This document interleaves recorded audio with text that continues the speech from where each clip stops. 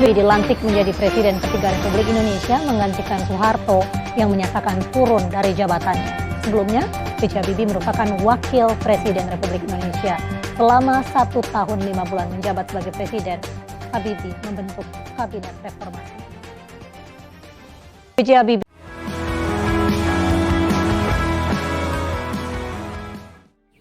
meninggalkan pelajaran penting bagi seluruh rakyat Indonesia, yakni soal nasionalisme dan kecintaan yang tinggi terhadap negara. Pria kelahiran Parepare, Sulawesi Selatan ini menjadi Presiden ketiga Indonesia selama 1,4 tahun dan 2 bulan menjadi Wakil Presiden ke-7. Tawaran pertama datang dari Jerman yang saat itu tahu Habibie bukan orang biasa. Langsung saja menawari Habibie dengan status warga negara kehormatan. Bukannya senang dengan status yang jarang diberikan Jerman, Habibie justru menolak. Sekalipun menjadi warga negara Jerman, kalau suatu saat tanah airku memanggil, maka paspor Jerman akan saya robek dan akan pulang ke Indonesia, kata Habibie seperti dikutip dalam buku Habibie dan Ainun.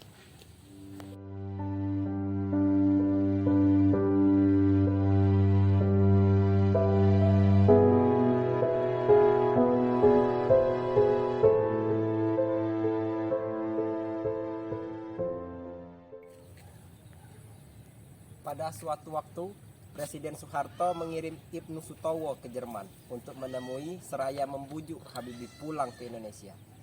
Habibie langsung bersedia dan melepaskan jabatan, posisi, dan prestisi tinggi di Jerman. Sejak saat itu, Habibie pun mulai mengembangkan industri dan lembaga strategis hingga akhirnya lahir perusahaan milik pemerintah seperti PT Dirgantara Indonesia, Badan Pengkajian dan Penerapan Teknologi atau BPPT, dan PT Pindad. Ini dilakukan Habibie demi memberi sumbangsih ilmu dan teknologi pada bangsa ini. Pada 1974, saat usia 38 tahun, Habibie pulang ke tanah air. Dia langsung diangkat menjadi penasehat pemerintah, langsung di bawah Presiden Soeharto, di bidang teknologi pesawat terbang dan teknologi tinggi hingga tahun 1978. Meskipun demikian, dari tahun 1974 sampai 1978, Habibie masih sering pulang pergi ke Jerman karena masih menjabat sebagai Vice President dan Direktur Teknologi di MBB. Ujian tentang nasionalisme tidak berhenti di situ. Pasca referendum Timor Timur, Habibie diterpa ketidakpercayaan masyarakat. Padahal kala itu dia berkesempatan besar mendapatkan tempat tinggal nyaman dan jaminan hidup. Tapi bapak dua anak ini tetap berbesar hati dan terus memberikan manfaat dan sumbangsih bagi Indonesia.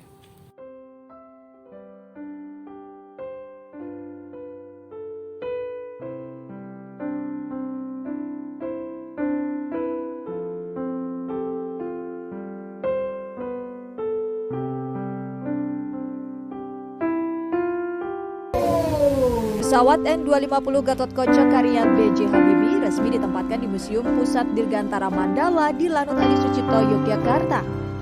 Peresmian ini dilakukan langsung oleh Panglima TNI Marsikal Hadi Cahyanto dan dihadiri perwakilan PT Dirgantara Indonesia.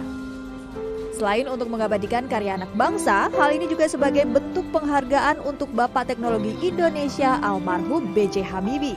Pemirsa, salah satu sumbangsih terbesar B.J. Habibie pada dunia adalah di bidang Dirgantara Internasional. Si jenius dari Parepare ini bahkan mendapat julukan Mr. Crack karena menemukan teori kalkulasi keretakan pesawat. Ia juga bahkan ikut andil merancang sejumlah pesawat yang hingga kini terus digunakan di dunia penerbangan komersil dan militer. Baharudin Yusuf Habibie dikenal sebagai tokoh Indonesia yang sangat berpengaruh tak hanya di dalam negeri namun juga dunia. Si jenius yang dijuluki Mr. Crack ini disegani di dunia penerbangan internasional karena menemukan menemukan progression crack theory yang akhirnya dikenal sebagai Habibie Theory.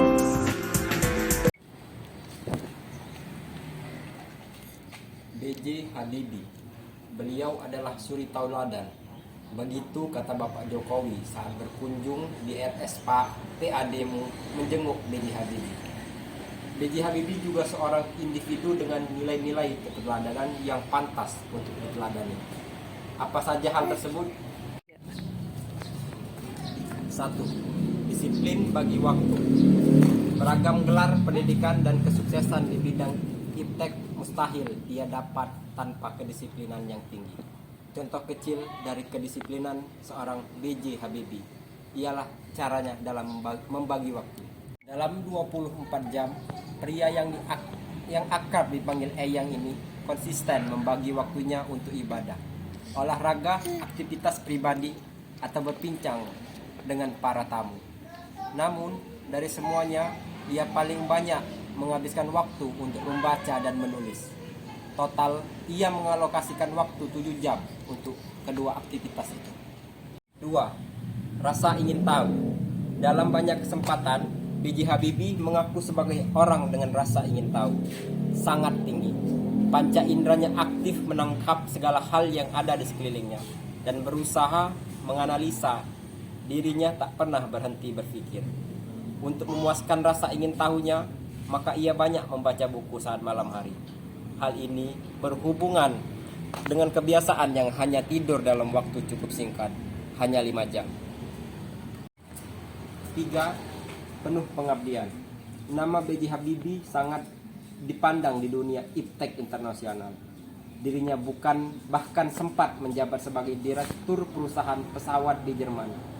Namun, ketika panggilan untuk menjadi presiden RI datang, ia tanpa ragu memutuskan pulang ke tanah air. Alasan yang mendorongnya ialah tawaran tersebut merupakan kesempatan memberikan segala ilmunya untuk kemajuan bangsa. 4. Peduli keluarga. Sudah bukan rahasia lagi bahwa B.J. Habibie adalah sosok yang sangat mencintai mendiang istrinya, Hasri Ainun Besari. Bahkan kisahnya pernah diangkat menjadi film layar lebar. Hal ini bisa dijadikan contoh bahwa sudah sepatutnya kita membagi waktu seimbang untuk pekerjaan dan keluarga. Sosok B.J. Habibie memang penuh dengan nilai-nilai keteladanan. Maka tak salah bila kita menjadikannya sebagai salah satu inspirasi untuk terus berkarya menggapai sukses.